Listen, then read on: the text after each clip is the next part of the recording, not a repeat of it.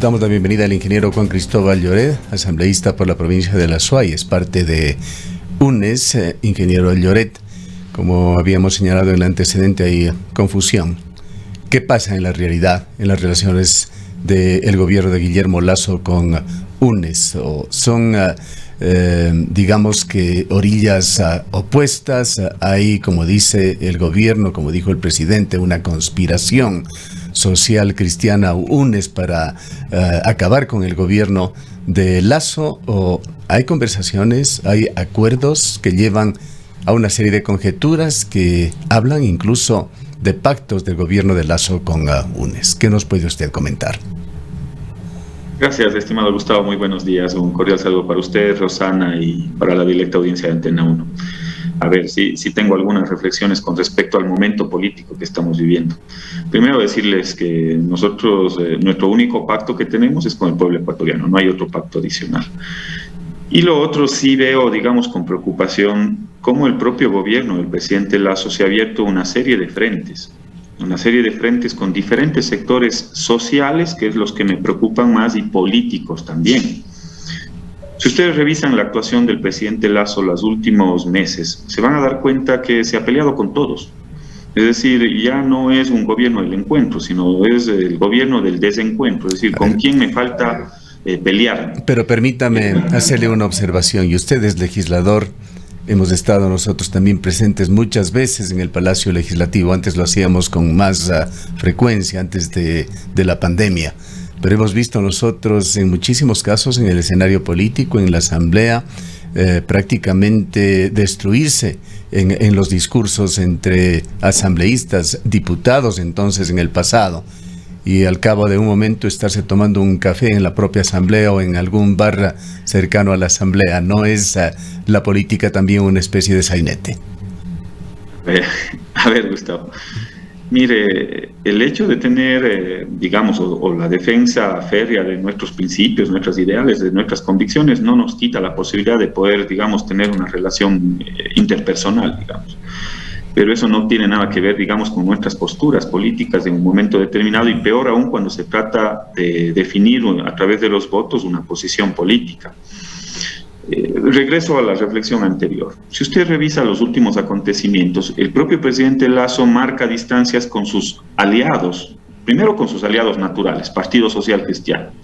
El partido del presidente Lasso es de derecha, los socialcristianos también son de derecha. Su principal aliado, que le llevó a la presidencia de la República, antes ni siquiera de que se instale la Asamblea Nacional, ya estaban partidos. Se dividieron. Es más, ahí hay unos enemigos acérrimos, según lo que dice el propio presidente Lasso. Luego marcan un acuerdo político ¿con quién? Con la Izquierda Democrática y Pachacuti. Le sientan a la presidenta Llori al frente de la Asamblea Nacional fruto de ese acuerdo. 11 meses después se dan cuenta de que la presidenta no tiene la capacidad para poder dirigir la Asamblea Nacional, y entran en una disputa y también entran en un proceso cuestionado, totalmente cuestionado, del toma y daca. Es decir, yo a cambio de mantenerte en la presidencia de la Asamblea Nacional, empiezan a exigir una serie de cosas adicionales, por lo que sabemos. Ahí habían denuncias de que les han entregado desde las tenencias políticas, las jefaturas políticas y el control de la provincia a la presidenta Llori, por lo cual tiene que ser investigada.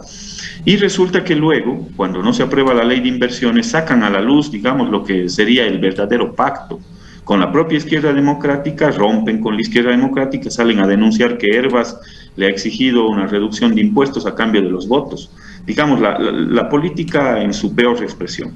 Luego sale el propio presidente Lasso a denunciar a 5 asambleístas de Pachacuti, a los cuales le habrían exigido no solo puestos, cargos, sino también dinero a cambio de sus votos. Entonces rompe con Pachacuti, o con una parte de Pachacuti. Pero a mí lo que me preocupa es la peor ruptura que existe con los sectores sociales. Cuando no se aprueba, digamos, cuando veta la Ley Orgánica de Educación Intercultural, se abre un frente enorme con los maestros del país. Como está la situación en el ámbito sanitario, con el despido de miles de médicos a nivel nacional, con la reducción de recursos para atender los hospitales, se abre un frente enorme con los médicos del país. Con el grave deterioro de las carreteras, se abre un frente enorme con los transportistas. Con la subida del precio del combustible se hace un frente enorme, sobre todo con la clase media que utiliza el combustible y también con los sectores sociales, porque las tarifas en el transporte público también tienden a incrementarse. Asambleísta Lloret. Lo que me preocupa es el número de frentes, solo termino con esta reflexión, estimada Rosana, el número de frentes que tiene abierto el presidente Lasso. Se ha peleado con todos, ya no es el gobierno del encuentro. Y lo peor de todo es que ya no dice vengan de a uno para conversar, es vengan de a 10, vengan de a 20. Y eso, en un momento determinado, lo peligroso de esto es que puede detonar, digamos, en movilizaciones sociales. Lo del 1 de mayo no fue menor, fue una gran movilización a nivel nacional, precisamente fruto del descontento y del desencuentro con el presidente Lasso. Ahora, asambleísta Lloret, hay un eco, no sé si es en su computadora. Asambleísta Lloret, justamente frente a todas estas observaciones que usted hace del gobierno del presidente Guillermo Lasso, indicaría que ustedes están en la oposición. No obstante, diversos sectores sociales, analistas políticos, sociólogos, etcétera, han advertido que efectivamente se ha podido visualizar o evidenciar un acuerdo político. No se habla de qué detalles o hacia dónde mismo apunta este acuerdo entre el sector correísta o el Movimiento Unión por la Esperanza con el gobierno nacional. Lo que se evidenciaría, según se ha analizado o se ha difundido, o sobre lo cual se ha hablado, en la liberación del ex vicepresidente de la República, Jorge Glass, también en otros aspectos, como fue lo propio que ocurrió con la reforma tributaria, que a la final terminó entrando por el Ministerio de la Ley. ¿Qué nos puede comentar usted al respecto? Utilizaré las mismas palabras que utiliza el presidente Lasso para dirigirse a la Revolución Ciudadana, porque nos han dicho de todo, ¿no? O sea, que somos los golpistas, que somos los conspiradores, que somos los desestabilizadores, que es el triunvirato del terror, y una serie de epítetos y calificativos que ha utilizado el propio presidente de la República para referirse a la Revolución Ciudadana. Entonces, digamos, ahí queda en evidencia de que no existe ningún pacto. Somos una oposición, Rosana, somos una oposición democrática al gobierno del presidente Lasso. Nosotros lo hemos dicho con claridad, digamos, algunas cosas en las cuales podríamos estar de acuerdo. Hay temas delicados y sensibles como la seguridad ciudadana, en los cuales le hemos planteado y le hemos dicho al presidente Lasso más o menos qué es lo que debería hacer. Algo ha hecho caso, digamos, por ejemplo, tener un ministro 24 horas al día, los 7 días de la semana a cargo de la seguridad ciudadana, yo creo que es un gran avance. Un poco tarde, 11 meses después, pero al final del día nos da la razón. En todo caso, nosotros no tenemos ningún acuerdo con el gobierno. Es más, el único diálogo formal, frontal que hemos tenido fue el que se transmitió públicamente por redes sociales, en el cual invitaron a las diferentes bancadas a poder tener un diálogo con el gobierno. Nosotros esperábamos, digamos, tener una propuesta, puntos de encuentro por el país, pero lamentablemente, digamos, ahí hay otro problema mayor. Pero algo que quedó en enorme duda, ingeniero Lloret, y que no se ha explicado, no hay una respuesta concreta, pues ustedes definitivamente no son ingenuos. ¿Qué pasó con esa abstención para permitir que entre en vigencia la ley tributaria? A ver, nosotros aplicamos lo que establece la Constitución de la República. Cuando se plantea una ley económica urgente, la Constitución, que es la máxima, digamos, en la escala de Kelsen, digamos, es la máxima, el máximo marco normativo que tenemos. Ahí se establece con claridad que las leyes económicas urgentes, así de específico es la Constitución, o se aprueban o se modifican o se niegan. Nosotros votamos por la negación. Entonces, a mí me parece que hay un abuso del presidente Lasso con relación a esa votación, y de parte de la Asamblea Nacional también. La respuesta que le dan al presidente Lasso no considera las votaciones, por ejemplo, la votación de la negación, y eso es direccionado por parte de la señora Yori. Por eso Yori se convierte, digamos, en el ejecutor de muchas de las cosas que le han perjudicado al pueblo ecuatoriano, directa o indirectamente. Nosotros votamos por la negación. Ese proyecto de ley no podía haberse publicado por el Ministerio de la Ley. Tanto es así, porque si es que existiera un acuerdo con el gobierno, digamos, y nosotros nos habríamos abstenido en función de ese acuerdo, nosotros no hubiésemos presentado 2 acciones con respecto a esa ley. La una es una acción en el ámbito jurisdiccional que es, digamos, la acción de inconstitucionalidad de la ley económica del presidente Lasso, de la ley impuestera del presidente Lasso. Fue UNES que presentó un proyecto de inconstitucionalidad por la forma como entró en vigencia.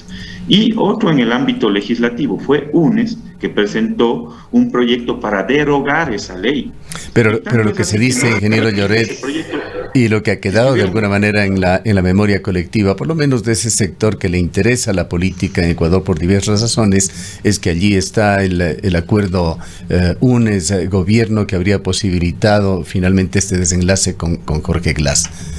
Sin perjuicio de que usted señale cualquier tema adicional, no quisiéramos agotar el tiempo exclusivamente en esto y hablar sobre qué va a pasar en la Asamblea ahora. Es muy probable que Llori sea destituida no solo como presidenta, sino también como asambleísta, y quisiéramos delinear qué es lo que va a pasar allí.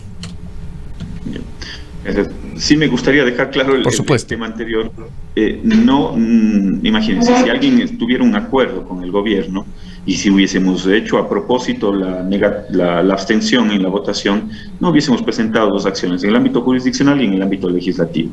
Tanto es así, y tal es nuestra intención de derogar la ley impuestera del presidente Lasso, que cuando la presidenta de la Asamblea Nacional, Guadalupe Llori, no da paso a la calificación de esa ley, nosotros hemos planteado la evaluación de la presidenta Llori. Y ahora voy al otro tema, lo que usted planteaba, ¿qué es lo que se viene? A ver, digamos, yo le apostaría a que la Asamblea Nacional, de cara a lo que está sucediendo con el país, primero entre en un proceso de renovación y de depuración también. Si es que fuera una verdadera lucha contra la corrupción del presidente Lasso, lo que guíe y motive dentro de la Asamblea Nacional, lo primero que harían los asambleístas de Creo es denunciar a los 5 asambleístas que le pidieron dinero. ¿Por qué los asambleístas de Creo no le denuncian a los 5 asambleístas que le habrían pedido dinero al presidente Lasso? ¿Por qué no ponen una denuncia para depurar la Asamblea Nacional? Es una interrogante que todavía la tengo y nadie la ha respondido. Ojalá algún asambleísta oficialista, estimado Gustavo, usted sabe tenerlos en su panel, pueda responder esta inquietud. ¿Por qué no hacen la denuncia para depurar esos malos asambleístas? Pero de cara a la renovación de las autoridades de la Asamblea Nacional, ahí lo que hemos avanzado luego de una serie de luchas durante más de un mes es la conformación de la comisión y que la comisión empiece a sesionar. Pese a las amenazas de bomba, pese a que nos han apagado las luces, los micrófonos, eso está en marcha. Y es inminente que la presidenta Llori tiene que pasar por un proceso de evaluación. Al final del día tendremos un informe en el cual pueda recomendar la posible destitución de la presidenta ¿Quién Llori. se perfila para reemplazarlo? A ver, yo creo que hay que no solo darle al país una renovación de la Asamblea Nacional, de la presidencia, sino de todas las autoridades de la Asamblea Nacional. Ese es mi criterio. ¿Esta evaluación iría entonces a todos los miembros del CAL? Mire, yo pensé, sí, Rosana, yo pensaría que ese debería ser el camino, porque con todo lo que ha pasado en estos 11 meses, la Asamblea Nacional tampoco está bien en términos de, digamos, de aceptación social, ciudadana. Hay un grave deterioro institucional y le pasa factura también a la Asamblea. Entonces, la única forma es renovar la Asamblea Nacional, el ámbito directivo, y la Asamblea Nacional que ponga por delante algunos, algunos elementos de país. Ante la grave fractura institucional, ¿quién tiene que constitucionalmente tomar cartas en el asunto? La Asamblea Nacional. Cuando usted ve que no existe credibilidad en la Contraloría, en la Procuraduría, en el Consejo de Participación Ciudadana y Control Social, en la función judicial, entonces, ¿quiénes son los que están a cargo, digamos, de fiscalizar todo aquello? Y ojalá poderle dar una renovación, al menos de las autoridades, que permitan al interior de las instituciones también hacerle frente al deterioro institucional. Constitucionalmente, el único que lo puede hacer es la Asamblea Nacional, pero no, digamos, esta Asamblea Nacional dirigida por una persona que no tiene la capacidad para hacerlo. Entonces, tiene que ser una nueva estructura de la Asamblea Nacional, una nueva directiva de la Asamblea Nacional que le dé la cara al país y que ponga por delante. ¿Se verá ya esta asamblea en la próxima 24 de mayo, esta nueva asamblea, esa nueva estructura? Ojalá, Gustavo, ojalá. Quizás los tiempos no nos van a dar porque hay el debido proceso. Yo soy garantista del debido proceso, el legítimo derecho a la defensa y demás. Ojalá. de cara a la rendición de cuentas del presidente Lasso en la Asamblea Nacional podamos recibirle con otra dirección de la Asamblea Nacional por lo menos. Eso sería lo importante y un claro mensaje al país entero. Porque, digamos, lamentablemente nos ponen a todos en el mismo saco, Gustavo. Y justamente usted es parte de esto. Justamente no en este contexto, Juan Cristóbal, escuchábamos en la entrevista anterior a usted a Diego Ordóñez, consejero presidencial, quien en cambio hablaba de una alianza social correísta, en este caso refiriéndose a que socialcristianos y UNES se habrían juntado frente a algunos objetivos. Incluso se advierte de que la única intención en este sentido, la de sacarle también a la presidenta Llori y otras autoridades de la Asamblea, es tomarse el Consejo de Participación Ciudadana para a través de este organismo tener el control de la designación de las autoridades estatales gubernamentales. ¿Cuál es la respuesta suya sobre esto? Pero, estimada Rosana, una reflexión. Cuando nosotros le anticipábamos al país que el cambio de método de asignación de escaños lo que iba a determinar es, digamos, lo que hoy está pasando. Nadie por cuenta propia tiene mayoría en la Asamblea Nacional. Entonces, nosotros, si bien es cierto, somos la primera fuerza política, tenemos 48 asambleístas, el que nos sigue es Pachacuti, que tiene 25 y están divididos en 2, en 3. Entonces, ante ese escenario, lo que nos queda, digamos, es poner por delante algunos objetivos de país y acuerdos mínimos entre las bancadas.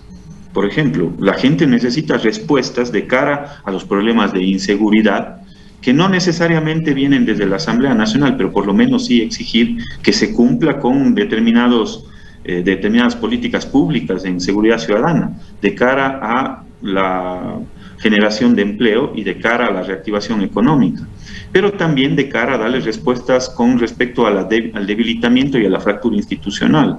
Y si en ese ámbito podemos coincidir con algunas fuerzas políticas, es evidente que hay que hacerlo, porque para aprobar una ley se necesitan 70 votos. ¿Cómo hacemos? Nosotros tenemos 48. Necesitamos recurrir a las otras fuerzas políticas y tener acuerdos mínimos, pero esos acuerdos mínimos tienen que ser por el país. Si me plantean la evaluación de la presidenta Llori, y si necesitamos coincidir con el Partido Social Cristiano, con algunos independientes y con alguna facción de Pachacuti, hay que hacerlo, porque al país hay que darle respuestas. Es decir, hay que dejar a un lado los purismos, porque con los purismos no se logran los votos. Y hay que tener coincidencias en función de país, de objetivos de país. Ahora, no objetivos personales y mucho menos objetivos partidistas, sino objetivos de país. Antes que se nos agote el tiempo, quisiéramos también preguntarle sobre los nombramientos del presidente de la República, los cambios que ha hecho en el gobierno y hablar algo también de temas de carácter local. Quisiera preguntarle su opinión sobre Luis Verde Soto. Él fue posesionado ayer como secretario de Políticas Anticorrupción con el discurso de Lasso, en el sentido de que en los últimos 15 años previos a su gobierno, Ecuador vivió la peor etapa de corrupción en la historia. Mire, ese es el discurso que nos han venido manejando en el país los últimos 5 años. Y claro, cuando nosotros planteamos que venga una comisión de la verdad con expertos internacionales, entonces ya no les gustó. ¿Por qué no quieren que venga una comisión de expertos internacionales y revise, digamos, todos los casos de corrupción que se han ventilado públicamente en el país? Entonces, alguien está detrás o alguien tiene temor de que vengan al Ecuador y que no sea lo que nos vinieron contando los últimos años. Mire, el señor Verde Soto viene de ser uno de los miembros del Consejo Nacional Electoral. Entre el tiempo nos da la razón y el tiempo devela lo que a todas luces era evidente. El delegado del presidente Lasso al Consejo Nacional Electoral, ¿quién ha sido? Ha sido Luis Verde Soto, pues, puesto por el Trujillato en un momento determinado, y el señor Verde Soto fue parte de todas las acciones que evidenciamos estos últimos años para proscribir a la Revolución Ciudadana desde el órgano electoral. Eso también es corrupción, estimado Gustavo. Entonces, yo no tengo, digamos, un buen criterio del señor Verde Soto a sabiendas de lo que nos tocó vivir los últimos 4 años, en los cuales nos impidieron inclusive ser una organización política con las firmas que recogimos y todo lo que nos tocó vivir. Entonces, no es un buen referente para la lucha anticorrupción. Y si es que vemos las otras designaciones en el ámbito de la seguridad ciudadana, me quedo más preocupado todavía. No me ha preguntado usted acerca de los ministros de seguridad y de defensa, pero yo veo y siento una visión eminentemente militarista. Es decir, la seguridad ciudadana no se combate únicamente desde una visión militarista, eso es de carácter operativo, pero las políticas públicas y sobre todo el fortalecimiento institucional del Estado no lo veo por ningún lado, porque digamos, ahí hay políticas militaristas en las cuales no resuelven necesariamente los problemas de seguridad ciudadana, y eso es lo que me preocupa. Ahora, sí quisiera preguntarle también sobre el ministro de Energía. Aparentemente la explotación de Quimsacocha viene a pesar de la consulta popular de Cuenca, y allí tienen un papel que jugar los legisladores. ¿Qué opinión tiene del nombramiento de Javier Vera Grunauer como viceministro? Él es, o se mostró como viceministro, un funcionario pro-minero, además viene de sectores de la minería, hoy ha sido ascendido a ministro, según nos acaba de decir Diego Ordóñez también, precisamente para impulsar los proyectos mineros. ¿Qué van a hacer los legisladores de la SUAY? A ver, Gustavo, lo primero que hicimos es resolver el inicio del juicio político al anterior ministro, o establecer el causal para el juicio político. Esa fue una propuesta mía en la Comisión de Biodiversidad. Cuando vemos que no se entrega información de manera recurrente, pese a los plazos que estaban establecidos en la ley, y el anterior ministro Bermeo no entrega esa información, digamos, evidentemente ese es un causal para juicio político. Yo planteo la resolución para que se establezca ese como un causal para juicio político. Resolvemos en la Comisión de Biodiversidad y horas más tarde el ministro estaba fuera. Lamentable, digamos, porque él debía haber asumido un proceso de juicio político mientras estaba en funciones. Con la designación del nuevo ministro, digamos, me quedo más preocupado. Me quedo más preocupado, digamos, porque al final del día es la misma, es parte o fue parte del mismo ministerio que no le dio respuestas claras al país y a la ciudadanía. Ese ministerio es un ministerio muy complejo, Gustavo, porque al final del día están funcionados 3 ministerios en uno solo. Está el ministerio, el que era Ministerio de Energía, el que era el Ministerio de Minas y el que era el Ministerio de Energía, Minas y el Ministerio de Electricidad. Entonces, digamos, es un ministerio de una gran cartera de Estado que no tiene la capacidad para poder resolver las diferentes problemáticas que existen en esas 3 carteras. Y aparte hay una visión de debilitamiento institucional. Hay una visión de debilitamiento institucional que le pasa factura sobre todo a los sectores estratégicos y a las capacidades de control. Eso es lo que me preocupa. Cuando usted fusiona esos 3 ministerios y sobre todo fusiona las 3 agencias de control, lo que está es debilitando las capacidades del Estado para controlar la minería ilegal, para controlar todos los problemas que tenemos a nivel hidrocarburífero y a nivel del sector eléctrico. Y yo estoy sumamente preocupado, y lo he expresado públicamente, le he dicho al ministro de Estado que eso no se puede permitir. ¿Cómo puede ser que en el Azuay usted tenga, me parece que 2 técnicos o 3 técnicos para controlar toda la zona del Azuay en el ámbito minero? Eso es imposible, estimado Gustavo. Ahora, cuéntenos algo sobre este mismo tema, ingeniero Lloret. Si no recuerdo mal, son 45.000 hectáreas del Cantón Cuenca, que fueron concedidas como concesiones mineras, valga la redundancia, durante el gobierno de Rafael Correa y el gobierno del expresidente Moreno. Usted integra la Comisión de Biodiversidad, tiene atribuciones como legislador, más como miembro de esta comisión de conocer datos. ¿Cuántas concesiones se han otorgado en el 2022 para la provincia de la Azuay y el Cantón Cuenca? A ver, Gustavo, ese es uno de los temas que estoy fiscalizando y por el cual no se me ha entregado la información. Por eso planteé que ese es uno de los causales de juicio político al exministro Bermeo. Pero hay que entender que las concesiones mineras no son las 40, no tengo el dato exacto si son las 45.000 que usted dice, me parece que es un dato mucho menor, y no vienen desde el gobierno de Rafael Correa, y hay una corrección.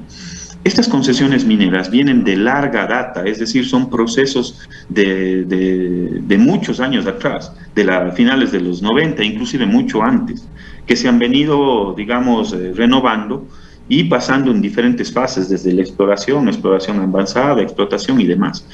El primer señalamiento. Lo segundo, ¿qué es lo que le he pedido al ministro de Energía y al ministro del Ambiente también? Y inclusive ahora ya estoy cotejando con la información del INPC.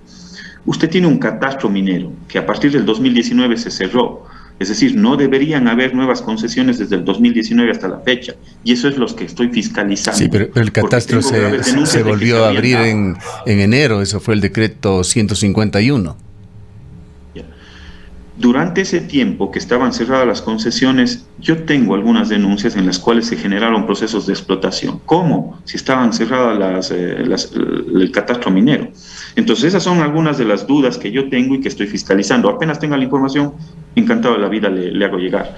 ¿Qué es lo que le dije al ministro? Este es el catastro minero. Sobre este mapa, en ArcGIS, en el sistema que utilicen, deberían colocar el mapa, digamos, en el cual están los bosques protectores, zonas de recarga hídrica y todas las zonas que podrían generar, digamos, un peligro ambiental con respecto a la explotación minera. Este mapa de las concesiones tiene que sobreponerse con el mapa de las áreas sensibles en materia ambiental. Y sobre este mapa tiene que haber otro mapa adicional, que son las áreas patrimoniales. Porque, digamos, hay un área cercana a la parroquia Paccha, junto al Cerro Guayumi, que también están concesionadas 200 hectáreas, que me lo denunciaron hace 3 semanas atrás, hicimos una inspección. Y ahí poder restablecer qué áreas se sobreponen en zonas sensibles en materia medioambiental. Porque, digamos, yo soy partícipe, lo he dicho públicamente, Gustavo, ustedes saben cuál ha sido mi posición, que es una posición responsable. Si es que hay que explotar recursos minerales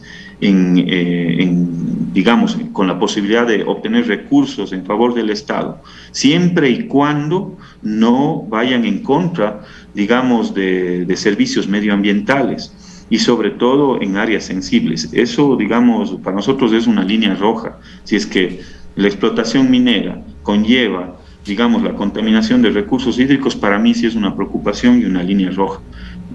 Yo sí creo en el aprovechamiento de los recursos minerales siempre y cuando no afecten en zonas sensibles y que puedan generar un daño ambiental que pueda ser irreversible. Bueno, esperemos tener informaciones en los próximos días sobre estos temas que preocupan a nuestra ciudad y provincia. Asambleísta Lloret, queremos agradecerle por su presencia. A usted, Gustavo, Rosana, un buen día, y a la audiencia también de Antena 1. Muchas gracias por la invitación. Declaraciones del ingeniero Juan Cristóbal Lloret, asambleísta por el Azuay, es parte del bloque de UNES.